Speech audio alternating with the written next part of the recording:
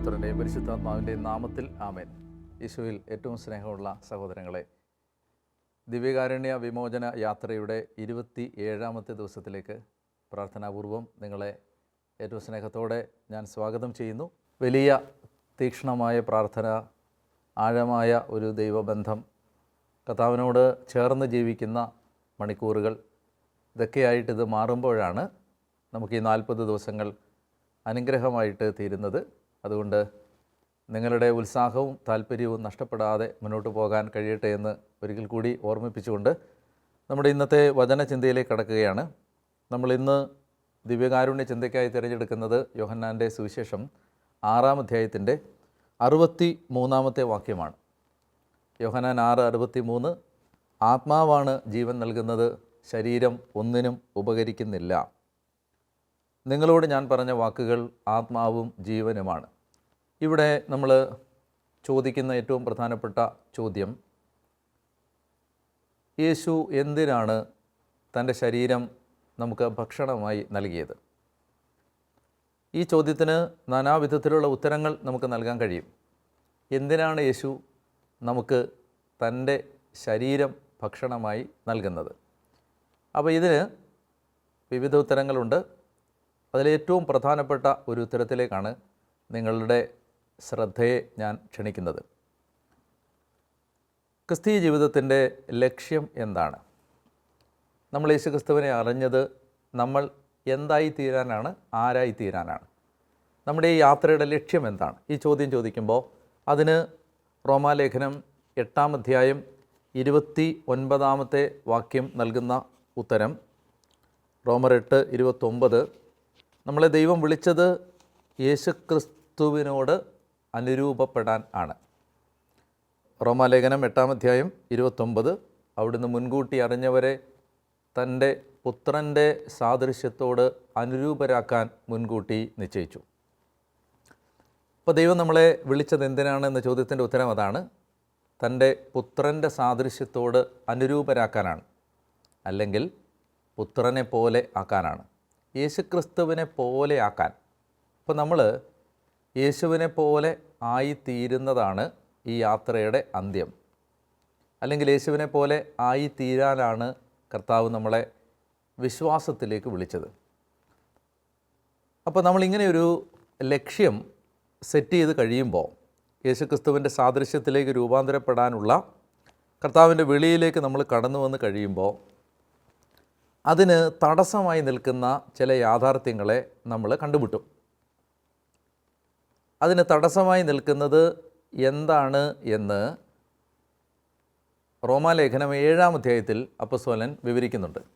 നമ്മൾ ദൈവത്തെ പോലെ ആവാൻ, യേശുക്രിസ്തുവിനെ പോലെ ആവാൻ പരിശ്രമിക്കുമ്പോൾ നമ്മുടെ മുമ്പിൽ ഉണ്ടാകുന്ന ഏറ്റവും പ്രധാനപ്പെട്ട തടസ്സത്തെക്കുറിച്ച് റോമാലേഖനം 7-ാം അധ്യായം 14 മുതലുള്ള വാക്യങ്ങളിൽ പൗലോസ് അപ്പോസ്തലൻ വിവരിക്കുന്നുണ്ട്.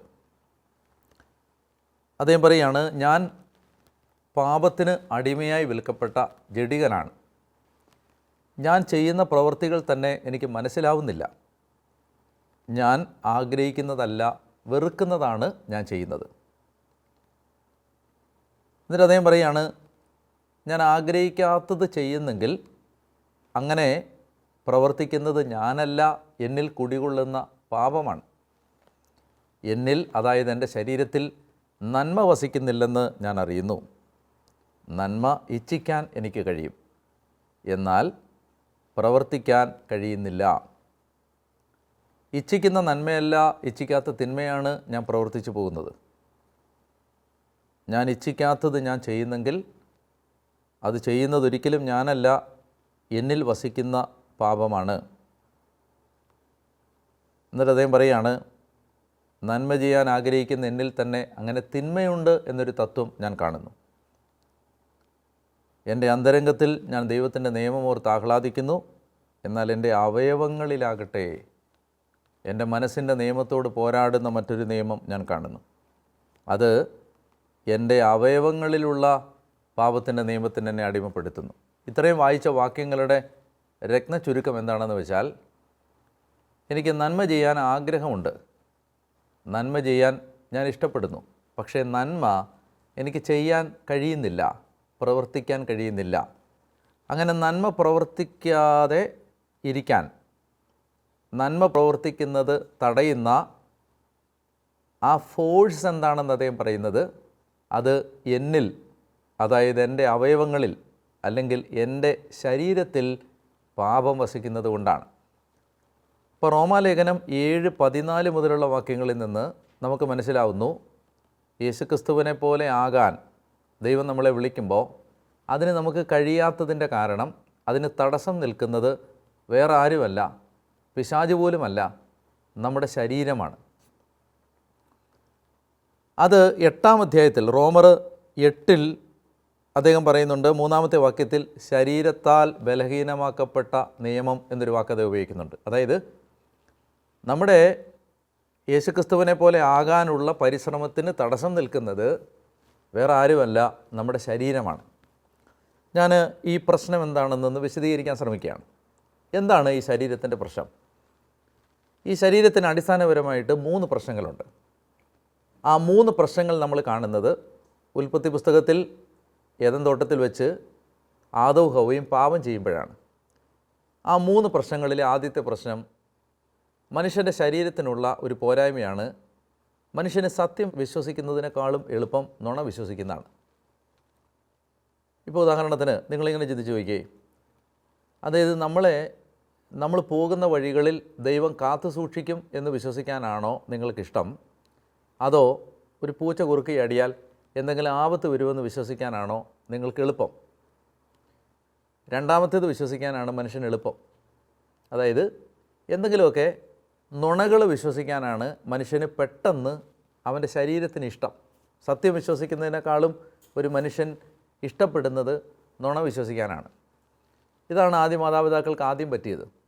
അവർ ഈ ദൈവം പറഞ്ഞത് വിശ്വസിക്കുന്നതിനേക്കാളും വിശ്വസിച്ചത് പിശാച് പറഞ്ഞ നുണയാണ്. അപ്പോൾ അങ്ങനെ നുണ വിശ്വസിച്ച് അവർ പാപം ചെയ്തു. ഇനി ഈ ശരീരത്തിൻ്റെ രണ്ടാമത്തെ പ്രശ്നം, ഒന്നാമത്തെ പ്രശ്നം സത്യം വിശ്വസിക്കുന്നതിനേക്കാളും നുണ വിശ്വസിക്കാൻ ഇഷ്ടപ്പെടുന്ന ശരീരം. രണ്ടാമത്തെ പ്രശ്നം, ഈ പാപം ചെയ്തു കഴിഞ്ഞപ്പോൾ അവർ നഗ്നരാണെന്ന് മനസ്സിലാക്കിയ സമയത്ത് അവരുടെ നഗ്നത മറയ്ക്കാൻ സ്വന്തം പരിശ്രമങ്ങൾ എടുക്കുകയാണ്. അതിൻ്റെ പേരാണ് അത്തിയിലകൾ ധരിക്കുകയാണ്. അതായത് മനുഷ്യൻ്റെ ശരീരത്തിൻ്റെ രണ്ടാമത്തെ പ്രശ്നം, നമ്മുടെ ബലഹീനതകളെ നമ്മൾ തന്നെ പരിഹരിക്കാൻ ശ്രമിക്കും. നമ്മൾ തന്നെ അതിനൊരു പരിഹാരം കണ്ടെത്തും. ഞാൻ ഒരു ഉദാഹരണം പറയുമ്പോൾ നിങ്ങൾക്ക് മനസ്സിലാവും. അതായത് എനിക്ക് നിങ്ങളെ കാണുമ്പോൾ എൻ്റെ ഉള്ളിൽ വരുന്നത് ഇഷ്ടക്കേടാണ്. അതാണ് എൻ്റെ ഉള്ളിൽ യഥാർത്ഥത്തിൽ വരുന്നത് ഇഷ്ടക്കേടാണ്. പക്ഷേ അത് നിങ്ങളറിയാതിരിക്കാൻ ഞാനൊരു കള്ളപ്പുഞ്ചിരി എൻ്റെ മുഖത്ത് എടുത്ത് അണിയും. ഇതിൻ്റെ പേരാണ് അത്തിയില. എനിക്ക് നിങ്ങളെന്തെങ്കിലും ഒരു സഹായം ചോദിക്കുമ്പോൾ അത് തരാൻ ഇഷ്ടമില്ല, പക്ഷേ ഞാനത് പ്രകടിപ്പിക്കാതെ അതെനിക്കിഷ്ടമാണ് എന്ന രീതിയിൽ ചിലപ്പോൾ പെരുമാറും. അതാണ് അത്തിയില. ഇത് മനുഷ്യൻ്റെ ശരീരത്തിൻ്റെ ഒരു പ്രശ്നമാണ്. അതായത് മനുഷ്യൻ്റെ ശരീരത്തിന് സ്വാഭാവികമായി നന്മ ചെയ്യാനുള്ള ഒരു ശേഷി പലപ്പോഴും ഇല്ല. അപ്പോൾ നമ്മൾ എന്ത് ചെയ്യുന്നു? നമ്മൾ പല അത്തിയിലകൾ എടുത്തണിഞ്ഞ് നമ്മൾ മറ്റുള്ളവരുടെ മുമ്പിൽ നല്ലവരായി കാണപ്പെടുന്നു. ഇതാണ് ശരീരത്തിൻ്റെ രണ്ടാമത്തെ വീക്ക്നെസ്. ഇനി ശരീരത്തിൻ്റെ മൂന്നാമത്തെ വീക്ക്നെസ്, നമ്മുടെ കുറ്റങ്ങൾ അംഗീകരിക്കാൻ മടിക്കുന്നത് കൊണ്ട് അതിൻ്റെ ഉത്തരവാദിത്വം ആരുടെയെങ്കിലും തലയിൽ കെട്ടിവെക്കും. അതാണ് ആദം ഹവ്വയുടെ തലയിൽ കുറ്റം കെട്ടിവെക്കുന്നത്, ഹവ്വ പാമ്പിൻ്റെ തലയിൽ കുറ്റം കെട്ടിവെക്കുന്നത്. അതായത് നമ്മൾ പാപത്തിൻ്റെ ഉത്തരവാദിത്വം നമ്മൾ ഏറ്റെടുക്കില്ല, പകരം അതിന് പഴിചാരാൻ മറ്റാരെയെങ്കിലും നമ്മൾ കണ്ടെത്തും. അപ്പോൾ ഇങ്ങനെ ഈ മനുഷ്യൻ്റെ ശരീരത്തിന് ഇത്തരം പല പ്രശ്നങ്ങളുണ്ട്. മനുഷ്യ ശരീരത്തിൻ്റെ വേറൊരു പ്രശ്നമാണ്, മനുഷ്യൻ്റെ ശരീരത്തിന് സ്വാഭാവികമായി നിസ്വാർത്ഥമായി മറ്റുള്ളവരെ സ്നേഹിക്കാനുള്ള ശേഷിയില്ല. എന്ന് പറഞ്ഞാൽ യേശുക്രിസ്തുവിനെ പോലെ സ്നേഹിക്കാനുള്ള ശേഷി മനുഷ്യൻ്റെ ഈ സ്വാഭാവിക ശരീരത്തിനില്ല. മനുഷ്യൻ്റെ എല്ലാ നന്മ പ്രവൃത്തികൾക്കും ഒരു അപകടമുണ്ട്. നമ്മൾ ചെയ്യുന്ന ഏത് നന്മ പ്രവൃത്തിക്കും ഒരു പ്രശ്നമുണ്ട്. ആ നന്മ പ്രവൃത്തി ചെയ്യുന്നതോടുകൂടി അത് ചെയ്തു എന്നൊരു അഹങ്കാരം നമുക്ക് വരുന്നുണ്ട്. രണ്ടാമതായിട്ട് മനുഷ്യൻ്റെ ഏത് നന്മ പ്രവൃത്തിക്കും വേറൊരു പ്രശ്നമുണ്ട്.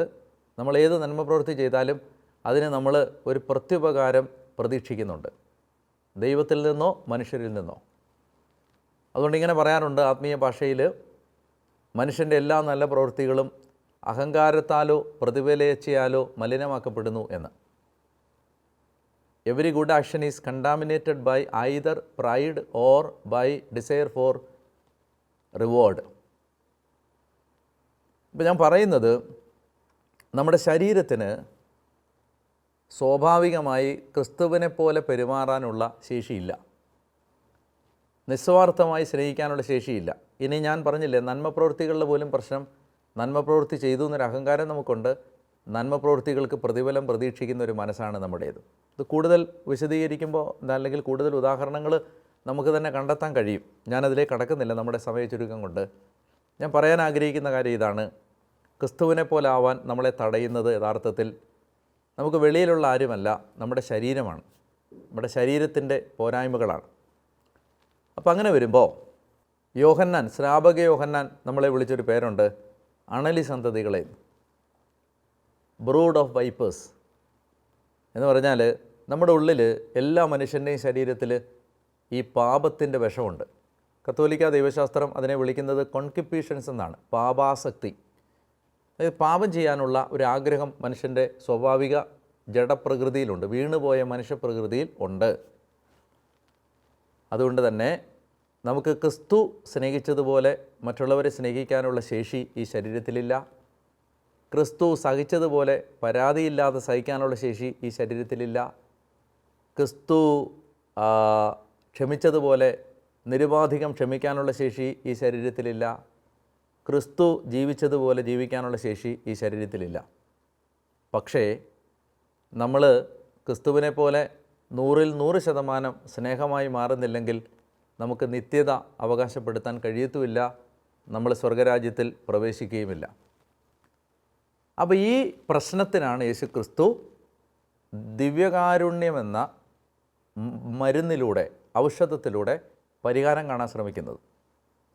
ക്രിസ്തു പറയുകയാണ്, ഞാൻ മറ്റുള്ളവരെ സ്നേഹിച്ചതുപോലെ സ്നേഹിക്കാൻ എൻ്റെ ശരീരത്തിനുള്ള ശേഷി നിങ്ങളുടെ ശരീരത്തിനില്ല. ഞാൻ മറ്റുള്ളവരോട് ക്ഷമിച്ചതുപോലെ മറ്റുള്ളവരോട് ക്ഷമിക്കാൻ എൻ്റെ ശരീരത്തിനുള്ള ശേഷി നിങ്ങളുടെ ശരീരത്തിനില്ല. ഞാൻ സഹിച്ചതുപോലെ പരാതി കൂടാതെ സഹിക്കാനുള്ള ശേഷി എൻ്റെ ശരീരത്തിനുള്ളതുപോലെ നിങ്ങളുടെ ശരീരത്തിനില്ല. ഞാൻ പിതാവിനെ സ്നേഹിച്ചതുപോലെ ദൈവത്തെ സ്നേഹിക്കാനുള്ള ശക്തി എൻ്റെ ശരീരത്തിനുള്ളതുപോലെ നിങ്ങളുടെ ശരീരത്തിനില്ല. അതുകൊണ്ട് നിങ്ങളുടെ ശരീരത്തിൻ്റെ ആ ബലഹീനത എനിക്കറിയാവുന്നത് കൊണ്ട് നിങ്ങൾ എന്നെപ്പോലെ ആകാൻ എൻ്റെ ശരീരം ഞാൻ നിങ്ങൾക്ക് തരികയാണ്. ഞാൻ മേൽപ്പറഞ്ഞ സകല ശേഷിയുമുള്ള, സ്നേഹത്തിൻ്റെ അനന്ത സാധ്യതകളുള്ള, ക്ഷമയുടെ അനന്ത സാധ്യതകളുള്ള, ദൈവസ്നേഹത്തിൻ്റെ അനന്ത സാധ്യതകളുള്ള, ദൈവത്തെ പ്രതി സഹിക്കാനുള്ള അനന്ത സാധ്യതകളുള്ള എൻ്റെ ശരീരം ഞാൻ നിങ്ങൾക്ക് തരികയാണ്. അപ്പോൾ നമ്മൾ കാണേണ്ടത് ഇവിടെ ക്രിസ്തുവിൻ്റെ ശരീരം സ്വീകരിക്കുമ്പോൾ ക്രിസ്തുവിനെ പോലെ ആകാനുള്ള ക്രിസ്തു നമുക്ക് തരുന്ന അതിസ്വാഭാവിക സഹായമാണ് യേശു ക്രിസ്തുവിൻ്റെ ശരീരമെന്ന ദിവ്യകാരുണ്യം. It's a supernatural gift given by Jesus for us to become like Jesus. യേശുവിനെ പോലെ ആവാൻ യേശു നമുക്ക് തരുന്ന അതിസ്വാഭാവിക സഹായം, കൈത്താങ്ങിൻ്റെ പേരാണ് ദിവ്യകാരുണ്യം. അപ്പോൾ ഇത് യഥാർത്ഥത്തിൽ അതുകൊണ്ടാണ് ഇത് ഔഷധമായി മാറുന്നത്. ഇത് നമ്മുടെ ശരീരത്തിൻ്റെ ഗതികേടുകൾക്കുള്ള പരിഹാരമാണ്. ഇത് നമ്മുടെ ശരീരത്തിൻ്റെ ബലഹീനതകൾക്കുള്ള പരിഹാരമാണ്. അതുകൊണ്ട് നമ്മളിങ്ങനെ കുർബാനയിൽ ആഗ്രഹിക്കണം, കർത്താവേ, എൻ്റെ ശരീരത്തിൻ്റെ പോരായ്മകൾ നിൻ്റെ ശരീരം കൊണ്ട് മറികടക്കാൻ എന്നെ സഹായിക്കണമേ. എൻ്റെ ശരീരത്തിൻ്റെ പോരായ്മകൾ നിൻ്റെ ശരീരം കൊണ്ട് മറികടക്കാൻ എന്നെ സഹായിക്കണമേ. അപ്പോൾ അങ്ങനെ ഒരു ആഗ്രഹത്തിൽ നമ്മൾ കുർബാനയെ സംബന്ധിക്കുമ്പോഴാണ് വിശുദ്ധ കുർബാന നമ്മുടെ ശരീരത്തിൻ്റെ, ഞാനിങ്ങനെ പറയാറുണ്ട്, ജനറ്റിക്കൽ സ്ട്രക്ചറിനെ പോലും മാറ്റിമറിക്കുന്ന ഒരു ശക്തിയായിട്ട് മാറും. നമ്മുടെ DNA അത് മാറ്റും, നമ്മുടെ ക്യാരക്ടർ അത് മാറ്റും, നമ്മുടെ സ്വഭാവത്തിൽ അത് വ്യത്യാസം വരുത്തും. നമ്മൾ കാണുന്ന കാഴ്ചയും നമ്മൾ ജീവിതത്തെ കാണുന്ന വീക്ഷണവും നമ്മൾ ജീവിതത്തെക്കുറിച്ച് എടുക്കുന്ന നിലപാടുകളും അത് രൂപാന്തരപ്പെടുത്തും. അപ്പോൾ കർത്താവ് നമുക്ക് തരുന്ന ഈ ഒരു പ്രശ്നത്തിന് തരുന്ന പ്രശ്നം എന്താണെന്ന് നിങ്ങൾക്ക് മനസ്സിലായെന്ന് ഞാൻ വിചാരിക്കുന്നു. അതായത് നമുക്ക് യേശുക്രിസ്തുവിനെ പോലെ ആകാൻ സാധിക്കാത്ത നമ്മുടെ ബലഹീനതയ്ക്ക് യേശു നമുക്ക് തരുന്ന ആ പരിഹാരമാണ്, സഹായമാണ് പരിശുദ്ധ കുർബാന.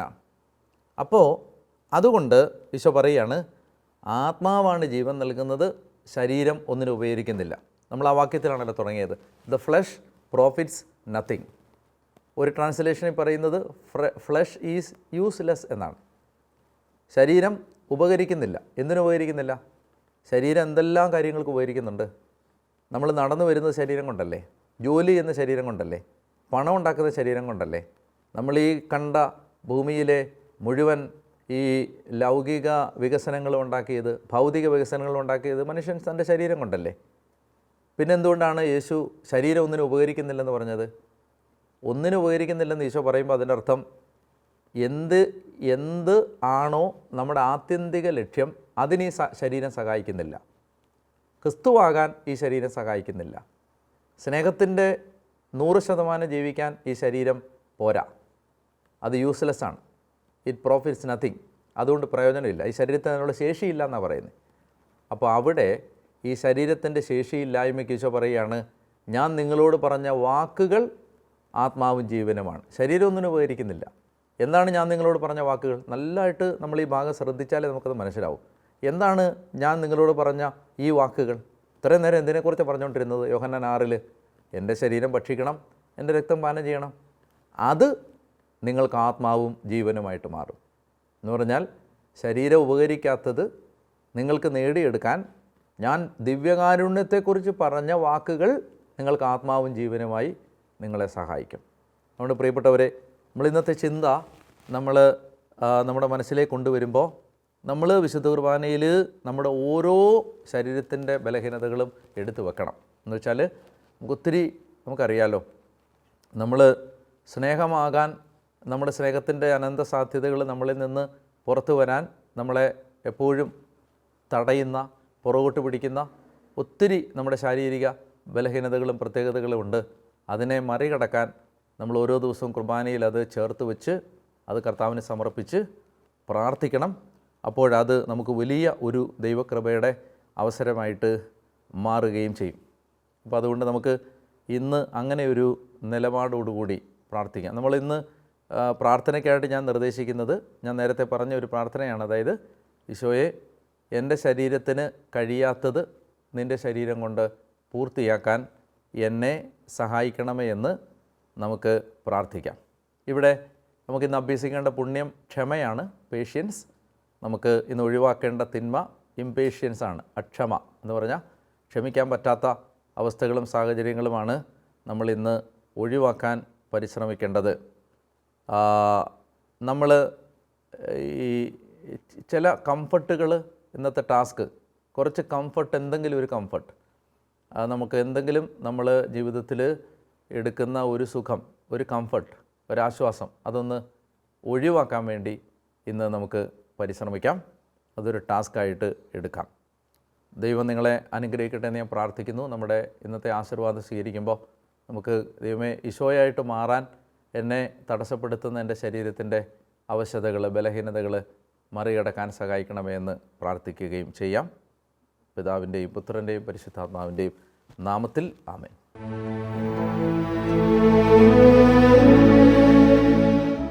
പരിശുദ്ധ പരമാദിവ്യകാരുണ്യേശോയ്ക്ക് നേരവും ആരാധനയും സ്തുതിയും പുകഴ്ചയും ഉണ്ടായിരിക്കട്ടെ.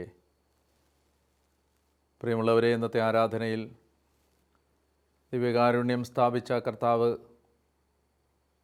നമ്മളെ എന്തിനു വേണ്ടിയാണ് വിളിച്ചത് എന്ന് ചിന്തിച്ച ആ ദൈവികമായ പ്രേരണകളനുസരിച്ച് യേശുവിനെ പോലെ ആകാൻ ദൈവം നമ്മളിൽ നിന്ന് ആഗ്രഹിക്കുന്നു എന്ന് തിരിച്ചറിയുമ്പോൾ നമുക്കറിയാം, നമ്മുടെ ശരീരത്തിൻ്റെ ബലഹീനതകളാണ് നമ്മളെ അതിൽ നിന്ന് പിന്തിരിപ്പിക്കുന്നത്.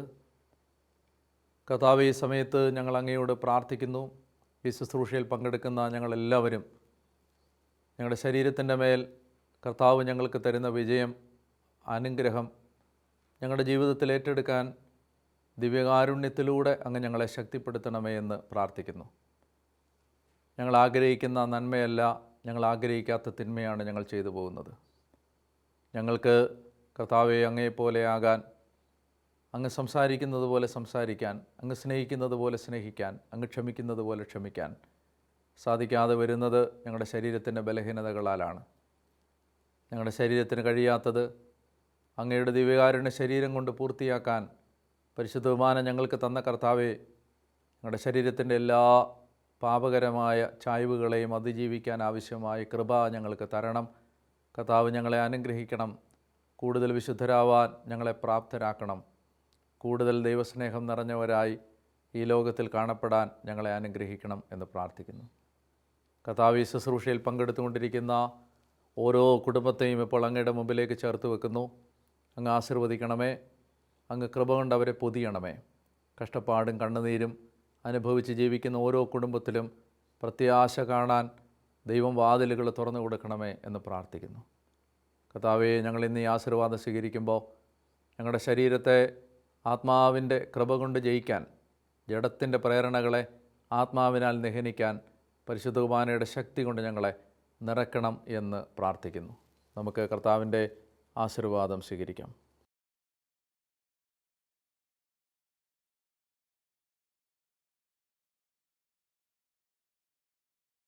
കാരുണ്യവാനായ കർത്താവ് എല്ലാ പാപങ്ങളും പുറത്ത് നിങ്ങളെ അനുഗ്രഹിക്കട്ടെ. പാപകരമായ ചായ്വുകളെയും വാസനകളെയും അതിജീവിക്കാൻ ആവശ്യമായ കൃപകൾ നല്ല ദൈവം അവിടുത്തെ കുരിശിൻ്റെ ശക്തിയാൽ പ്രദാനം ചെയ്യട്ടെ. ജഡത്തിൻ്റെ പ്രേരണകളെ ആത്മാവിനാൽ നിഹനിക്കാൻ കർത്താവ് നമ്മെ സഹായിക്കട്ടെ.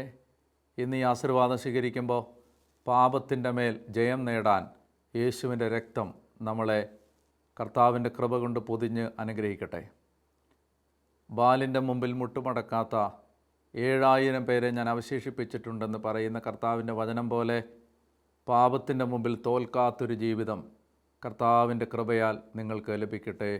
യേശുവിൻ്റെ ശരീരത്തിൻ്റെ യോഗ്യതകളാൽ തന്നെ. ആമേൻ. പരിശുദ്ധ പരമദിവ്യകാരുണ്യ ഈശോയ്ക്ക് എന്നേരവും ആരാധനയും സ്തുതിയും പുകഴ്ചയും ഉണ്ടായിരിക്കട്ടെ.